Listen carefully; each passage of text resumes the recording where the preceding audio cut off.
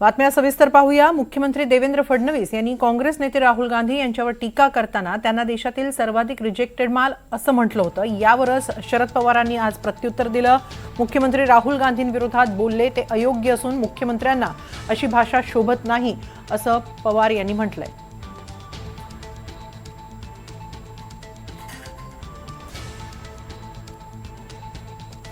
सांगितलं त्याचा जर अर्थ राहुल गांधींना कळला नाही तर आता त्यांना दोष देता येत नाही। कुठेतरी त्यांची समजच कमी आहे, पण तो जनतेला कळलाय आणि त्यामुळे जनता रिस्पॉन्ड करेल। सर, केरळमध्ये मुख्यमंत्री तडजोड करणारे पंतप्रधान आहेत, त्यांच्याकडून देश चालवणं होणार नाही हे राहुल गांधींचं विधान आहे। असं आहे, देशामध्ये सर्वात रिजेक्टेड नेता हे राहुल गांधी आहेत। रिजेक्टेड माल आहे।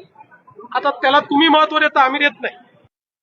महाराष्ट्राच्या मुख्यमंत्र्यांचं काल आणि आज स्टेटमेंट पाहिलं, त्याच्यामध्ये उदाहरणार्थ राहुल गांधींच्या संबंधी त्यांनी जे शब्द वापरले मला स्वतःला ते अयोग्य वाटतं।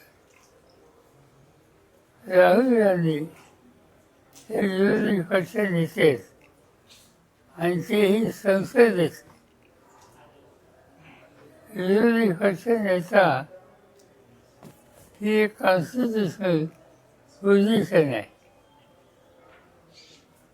हे फळ आहे आणि ते लोकसभेचं आहे आणि त्यामुळे सिंगल सवारीची भाषा या पदावर असलेल्या व्यक्तीच्या संबंधी चालली तर आपली स्टेटमेंट लोक अधिक गांभीर्याने घेतात